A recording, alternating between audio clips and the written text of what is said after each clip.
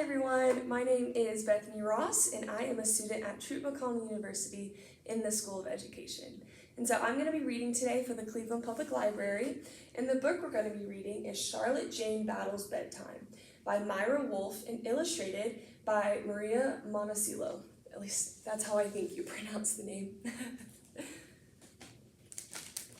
All right. Charlotte Jane the hardy came howling into the world with sunrise.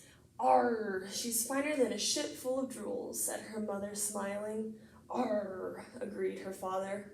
Also, said her mother, she's got oomph. Formidable oomph, said her father. They were right. Her first words came early. Her first steps came late.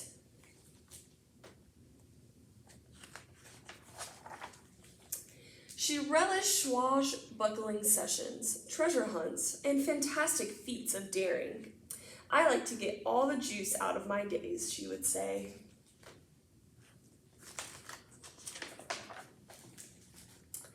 And bedtime was not juicy. Sleep is your friend, little Dublin, said her father. No one can be hardy without it, said her mother. Charlotte Jane did not agree. She began to go to bed later, and later, and later, until one dark night she didn't go to bed at all.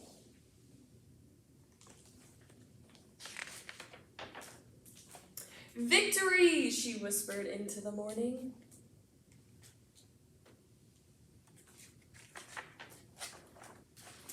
But Charlotte Jane did not feel hardy. Her oomph seemed to have gone to sleep without her. Traitor, she said, a good plate of cackle fruit will jostle you up. It didn't.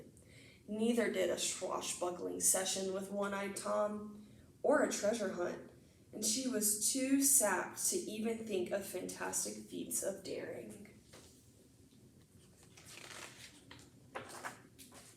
Her parents were worried. What's the matter? Asked her mother. Eh, sweet pomegranate, tell us, said her father.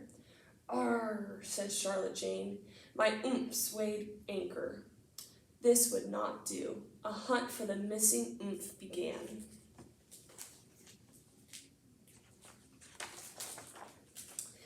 It's not in the closet, said her mother. It's not in the bathtub, called her father.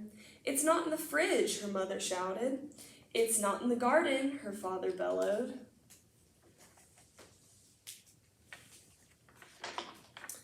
Charlotte Jane dragged herself up to her room and looked out the window. There was her mother, digging through the neighbor's recycling bin. There was her father, climbing the old oak tree.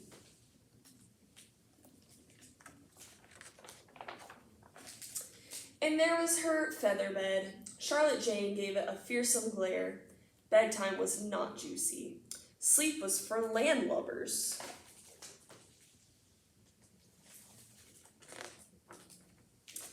But dreams... Charlotte Jane's hearty dreams were rip-roars. And the sun came up. Charlotte Jane rubbed her eyes. Well, blow me down. She stretched and somersaulted to her feet. Gangway, she said. Charlotte Jane peeked in at her parents. Juicy sweet dreams, me buckos, she whispered. It was time to shiver some timbers. Charlotte Jane, the hardy's formidable oomph, was back at last. The end. Thank you guys for joining me today in reading Charlotte Jane's Battles Bedtime. See you guys later.